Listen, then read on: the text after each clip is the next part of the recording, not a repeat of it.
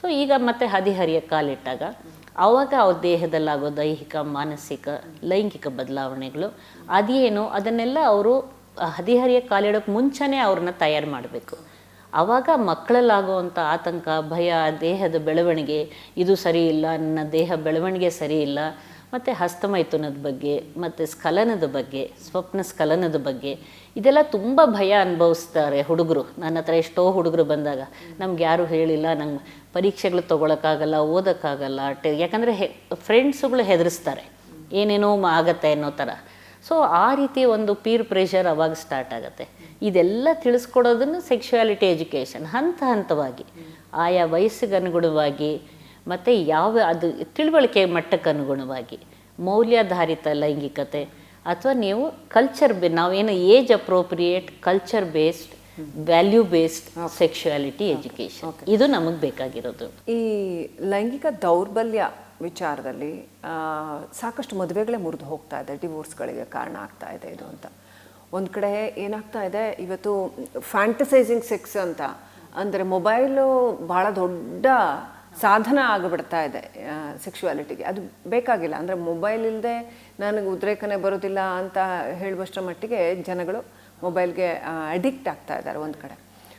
ಮತ್ತೊಂದು ಕಡೆ ಸಹಜ ಜೀವನದಲ್ಲಿ ಹಾಗಿರೋದಿಲ್ಲ, ಸಹಜ ಜೀವನ ಸಹಜವಾಗಿರುತ್ತೆ. ಸೊ ಇದು ಈ ವೈರುಧ್ಯ ಸಮಸ್ಯೆನ ಉಂಟು ಮಾಡ್ತಾ ಇದೆ ಅಂತ ಏನು ಹೇಳೋಕೆ ಬಯಸ್ತೀರಿ?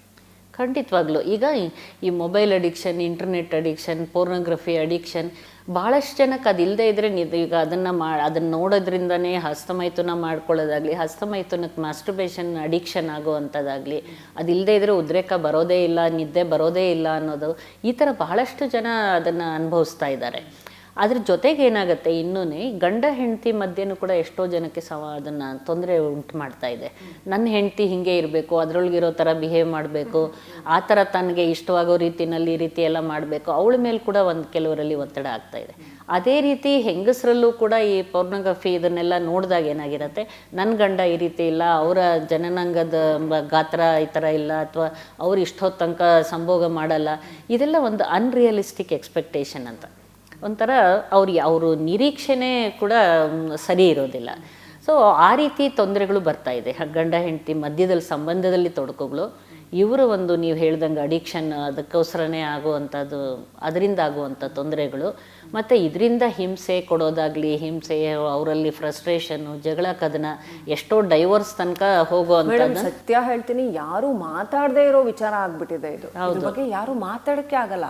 ಈಗ ಏನಂತ ಮಾತಾಡ್ತೀರಿ? ಯಾರ ಹತ್ರ ಹೊರಗಡೆ ಮನೆಯವ್ರ ಹತ್ರ ಹೇಳಕ್ಕಾಗಲ್ಲ, ಫ್ಯಾಮಿಲಿ ಮೆಂಬರ್ಸ್ ಹತ್ರ ಬಂದಿರೋ ಪ್ರಾಬ್ಲಮ್ ಹತ್ರ ಹೇಳ್ಕೊಳಕ್ಕಾಗಲ್ಲ, ಡಾಕ್ಟರ್ ಹತ್ರ ಹೋಗಕ್ಕೆ ಏನಿದೆ, ಇದಕ್ಕೇನಕ್ಕೆ ಡಾಕ್ಟರ್ ಹತ್ರ ಹೋಗೋದು, ಡಾಕ್ಟರ್ ಹತ್ರ ಹೋಗಿ ಏನು ಮಾಡಬೇಕಾಗಿದೆ ಅಂತ ಅನ್ಸ್ಬಿಡುತ್ತೆ. ಜನಗಳು ಬೋತ್ ಮೇಲ್ ಆ್ಯಂಡ್ ಫೀಮೇಲ್ ಇವತ್ತು ಈ ರೀತಿ ಪೋರ್ನೋಗ್ರಫಿಗೆ ಅಡಿಕ್ಟ್ ಆಗಿರೋವಂಥದ್ದು, ಆಮೇಲೆ ಸಿಕ್ಕಾಪಟ್ಟೆ ಫ್ಯಾಂಟಸೈಸಿಂಗು, ಅದು ಏನನ್ನೋ ತಿಳ್ಕೊಂಡು ಅವ್ರ ಜೀವನನ ಹಾಳು ಮಾಡ್ಕೋತಾರೆ. ನಿರೀಕ್ಷೆಗಳು ಜಾಸ್ತಿ ಆಗ್ತಾ ಹೋಗುತ್ತೆ. ಆ ನಿರೀಕ್ಷೆಗಳಿಗೆ ತಕ್ಕನಾಗಿ ಸಹಜ ಜೀವನ that becomes an unrealistic expectation. ಯಾವುದೇ ರೀತಿ ಈಗ ನಾವು ನಿಜ ಜೀವನ ಹೇಗಿದೆ, ರಿಯಾಲಿಟಿ ಏನಿದೆ, ವಾಸ್ತವಕ್ಕೆ ನಾವು ಫಸ್ಟು ತಿಳ್ಕೊಳ್ಬೇಕಾಗಿದೆ. ವಾಸ್ತವ ಏನು, ನಾವು ಎಷ್ಟು ಮಾಡಬೇಕು. ಈಗ ಮೊದಲು ಅದೆಲ್ಲ ಇಲ್ಲದ ಸಮಯದಲ್ಲಿ ಎಲ್ಲರೂ ಖುಷಿಯಾಗಿದ್ರು, ಸಂತೋಷವಾಗಿದ್ದರು. ಅದನ್ನು ಯಾಕಂದರೆ ಅವರ ನಿರೀಕ್ಷೆ ಮಟ್ಟ ಕಡಿಮೆ ಇತ್ತು. ಇವಾಗ ನಿರೀಕ್ಷೆ ಮಟ್ಟನೇ ತುಂಬ ಜಾಸ್ತಿ ಇದೆ, ಅದನ್ನು ತಲುಪೋದಕ್ಕಾಗೋದಿಲ್ಲ. ಆದ್ದರಿಂದ ವೈಜ್ಞಾನಿಕವಾಗಿ ಏನು ಹೇಳುತ್ತೆ ಅಥವಾ ನೀವು ವೈದ್ಯಕೀಯವಾಗಿ ಏನು ಹೇಳುತ್ತೆ, ಯಾವುದು ಸರಿ ಯಾವುದು ತಪ್ಪು, ಫಸ್ಟ್ ಜನಸಾಮಾನ್ಯರಿಗೆ ಅರ್ಥ ಆಗ್ಬೋದು. ಈ ಪೋರ್ನೋಗ್ರಫಿ ಅಥವಾ ಅದೆಲ್ಲ ಕೆಲವರಲ್ಲಿ ಏನಾಗುತ್ತೆ, ಅದನ್ನು ಬರೀ ಒಂದು ಉದ್ರೇಕಕ್ಕೋಸ್ಕರವಾಗಿ, ಅದನ್ನು ಅವ್ರ ಉದ್ರೇಕ ಬರೋಕ್ಕೆ ಅಥವಾ ಅವ್ರ ಸಂಭೋಗ ಕ್ರಿಯೆ ನಡೆಸೋದಕ್ಕೆ ಅದಕ್ಕೋಸ್ಕರವಾಗಿ ಅಷ್ಟರ ಮಟ್ಟದಲ್ಲೇ ಇದ್ರೂ ಪರವಾಗಿಲ್ಲ. ಅದನ್ನು ಮೀರಿ ನಾನು ಆ ಥರ ಇಲ್ಲ ಅನ್ನೋದು ಅವರು ಒಂದು ಆತಂಕ ಖಿನ್ನತೆ ಒಳಗಾಗೋದು, ಅಥವಾ ನನ್ನ ಒಂದು ಸಂಗಾತಿ ಇದೇ ರೀತಿ ಅವ್ರು ವರ್ತಿಸ್ಬೇಕು, ನನ್ನ ಜೊತೆ ಹಾಗೆ ಇರಬೇಕು ಅನ್ನೋದು ಒಂದು ಫೋರ್ಸ್ ಮಾಡೋದಾಗಲಿ, ಅದರಿಂದ ಆಗುವಂಥ ಕೆಟ್ಟ ಪರಿಣಾಮಗಳು ಇದೆಲ್ಲ ಕೂಡ ತೊಂದರೆ ಕೊಡ್ತಾ ಇರೋದು. ಸೊ ಅಂಥ ಸಮಯದಲ್ಲಿ ಅವ್ರಿಗೆ ಹಂಗೆ ಅನಿಸಿದರೆ ಒಂದು ಡಿ ಅಡಿಕ್ಷನ್, ಅದರಿಂದ ಅಡಿಕ್ಷನ್ ಕಡಿಮೆ ಮಾಡೋವಂಥದ್ದು ಒಂದು ಚಿಕಿತ್ಸೆ ಬೇಕಾಗುತ್ತೆ. ಮತ್ತು ಇಬ್ರಿಗೂ ಒಂದು ಆಪ್ತ ಸಮಾಲೋಚನೆ, ಯಾವ್ದು ಸರಿ ಯಾವ್ದು ತಪ್ಪು, ನೀವು ಏನು ಮಾಡ್ಬೋದು.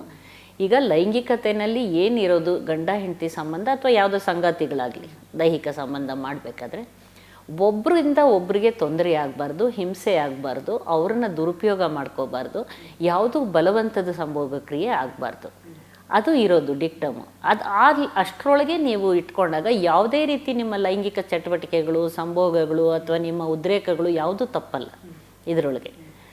ಅದರೊಳಗೆ ನನ್ನಿಂದ ನನ್ನ ಸಂಗಾತಿಗೆ ತೊಂದರೆ ಆಗಬಾರ್ದು, ಅವಳಿಗೂ ಇಷ್ಟವಾಗಬೇಕು, ಅಥವಾ ನನ್ನ ಗಂಡನಿಗೂ ಇಷ್ಟವಾಗೋ ರೀತಿಯಲ್ಲಿ ಅವಳು ಬಿಹೇವ್ ಮಾಡಿದ್ರಾಗಲಿ ಅದು ಮಾಡಿ ಅದ್ರಾಗೆ ಯಾವುದೂ ತಪ್ಪಿಲ್ಲ. ಎಷ್ಟೋ ಜನ ಸ್ತ್ರೀಯರಿಗೆ ಇನ್ನೂ ನನ್ನ ಗಂಡ ಈ ರೀತಿ ಹೇಳ್ತಾರೆ, ಆ ರೀತಿ ಮಾಡಂತಾರೆ, ಹಿಂಗೆ ಮಾಡ್ತಾರೆ, ನನಗೆ ಅದೆಲ್ಲ ಇಷ್ಟ ಎಲ್ಲ ಮಾಡಿ ಇನ್ನೂ ಜನರಿಗೆ, ಯಾಕಂದರೆ ಅವರಲ್ಲೂ ಅರಿವು ತಿಳುವಳಿಕೆ ಕಡಿಮೆ ಇರುತ್ತೆ ಸ್ತ್ರೀಯರಲ್ಲಿ. ಯಾವುದು ಮಾಡಿದರೆ ಸರಿ, ಯಾವುದು ಮಾಡಿದರೆ ತಪ್ಪು ಅನ್ನೋದೇ ಅವ್ರಿಗೆ ಬೇಸಿಕಲಿ ಗೊತ್ತಿರಲ್ಲ. ಹಿಂಗೆ ಮಾಡಿದರೆ ಸರಿನಾ, ನಿನಗೆ ಹಿಂಸೆ ಆಗದ ರೀತಿಯಲ್ಲಿ ನಿನಗೆ ಇಷ್ಟವಾಗತ್ತಾ, ನಿನಗೆ ಅದರಿಂದ ತೊಂದರೆ ಆಗಲ್ಲ ರೀತಿ ಆದರೆ ನೀನು ಯಾವುದೇ ಚಟುವಟಿಕೆಯಲ್ಲಿ ಭಾಗವಹಿಸಿದ್ರೂ ಏನೂ ತಪ್ಪಿಲ್ಲ ಅದನ್ನು. ಯಾಕಂದರೆ ನಿಮ್ಮಿಬ್ಬರ ಸಂಬಂಧ, ನಿಮ್ಮಿಬ್ಬರು ಸಂತೋಷ, ನಿಮ್ಗೆ ಅದರಿಂದ ಸಿಗೋವಂಥ ಆನಂದ ಅದು ನಿಮ್ಮ ಸಂಬಂಧನೂ ಗಟ್ಟಿಗೊಳಿಸುತ್ತೆ. ಈಗ ಯಾವುದೇ ಒಂದು ಲೈಂಗಿಕ ಸಂಪರ್ಕ ಅಂದರೆ ಒಂದು ಗಂಡು ಹೆಣ್ಣನ್ನು ಒಂದು ಹತ್ತಿರ ತರೋವಂಥ ಸಾಧನ. ಅದನ್ನು ಅವರಿಬ್ಬರ ಒಂದು ಜೀವನನ ಸುಧಾರಿಸೋಕ್ಕೆ, ಅವ್ರಿಗೆ ಖುಷಿ ಅನುಭವಿಸೋಕೆ ಸೆಕ್ಸ್ ಅದಕ್ಕೆ ನಾವು ಹೇಳ್ತೀವಿ for procreation, recreation and relation. ಅದನ್ನು ಸಂತಾನೋತ್ಪತ್ತಿಗೂ ಅವರಿಬ್ಬರು ಸಂಬಂಧನೂ ಮಾಡೋಕ್ಕೆ, ಅದರಿಂದ ಅವರು ಒಂದು ಖುಷಿ ಸಂತೋಷ ಅನುಭವಿಸೋದಕ್ಕೆ ಜೀವನದಲ್ಲಿ.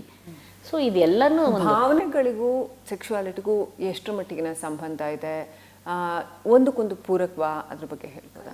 ಮತ್ತು ಆತ್ಮವಿಶ್ವಾಸ ಚೆನ್ನಾಗಿ ಇದ್ದರೆ, ಒಬ್ಬರಲ್ಲೊಬ್ಬರಿಗೆ ಗೌರವ ಇದ್ದರೆ ಅದು ಇನ್ನಷ್ಟು ಜೀವನ ಚೆನ್ನಾಗಿರುತ್ತಾ, ಹೇಗೆ? ಖಂಡಿತ. It's a mind, body and soul. Sex ಅನ್ನೋದು ಒಂದು ಬಹಳ ಸಿಂಪಲ್ ವಿಷಯ ಅಲ್ಲ. ಇಡೀ ದೇಹ ಅದರೊಳಗೆ ಅದನ್ನು ತನ್ನ ಪಾತ್ರ ವಹಿಸತ್ತೆ. ಅದು ಬ್ರೈನಿಂದ ಬಿಗ್ಗೆಸ್ಟ್ ಸೆಕ್ಸ್ ಆರ್ಗನನ್ನು ಮಿದುಳು ಅಂತ ಹೇಳಿ. Okay. It is not in between thighs, it is in between ears ಅಂತ ಹೇಳ್ತೀವಿ ನಾವು. ಅದಕ್ಕೋಸ್ಕರನೇ that is the biggest sex organ. Skin is a very big sex organ. ನಿಮ್ಮ ಸ್ಪರ್ಶ ಯಾವ ರೀತಿ ನೀವು ಪ್ರೀತಿಯಿಂದ ಇರೋವಂಥ ಸ್ಪರ್ಶ ಇರ್ಬೋದು, ಯಾವ ರೀತಿ ನೀವು ಮಾಡುತ್ತೆ, ಅದು ಕೂಡ ಒಂದು ದೇಹದ ಪಂಚೇಂದ್ರಿಯಗಳು ಅದರೊಳಗೆ ತಗೊಳುತ್ತೆ. ಮೆದುಳು, ಬ್ರೈನ್, 5 ಸೆನ್ಸ್ ಆರ್ಗನ್ಸು, ನಿಮ್ಮ ಕಣ್ಣು, ಮೂಗು, ಕಿವಿ, ಬಾಯಿ, ನಿಮ್ಮ ಸ್ಪರ್ಶ, ಇದೆಲ್ಲ ಕೂಡ ಪಾತ್ರ ವಹಿಸತ್ತೆ. ಅದು ಜನನಾಂಗಗಳದ್ದು ಒಂದು ಪಾತ್ರ ಅಷ್ಟೇ, ಬಟ್ ಎಲ್ಲ ಇಡೀ ದೇಹ ಅದರೊಳಗೆ ಭಾಗವಹಿಸತ್ತೆ. ನಿಮ್ಮ ಹೃದಯ, ಹಾರ್ಟ್ ಬೀಟ್ ಜಾಸ್ತಿ ಆಗುತ್ತೆ, ಬ್ಲಡ್ ಪ್ರೆಷರ್ ಜಾಸ್ತಿ ಆಗುತ್ತೆ, ಸ್ವೆಟಿಂಗ್ ಬರುತ್ತೆ. ನಿಮ್ಮ ಭಾವನೆಗಳು, ಒಂದು ಎಮೋಷನ್ ಒಬ್ಬರಿಂದ ಒಬ್ಬರಿಗೆ ಹತ್ತಿರ ತರೋದಕ್ಕೆ ನಿಮ್ಮ ಭಾವನೆಗಳು, ಪ್ರೀತಿ ಭಾವನೆ, ಆ ಸಮಯದಲ್ಲಿ ಅಲ್ಲಿ ಬರೋ ಅಂಥ ನೀವು ಸೆಕ್ಸ್ ಮಾಡಬೇಕಾದ್ರೆ ಹಲವಾರು ಹಾರ್ಮೋನ್ಸುಗಳು ಕೂಡ ದೇಹದಲ್ಲಿ ಅದನ್ನು ಪಾತ್ರ ವಹಿಸ್ತಾ ಇರುತ್ತೆ.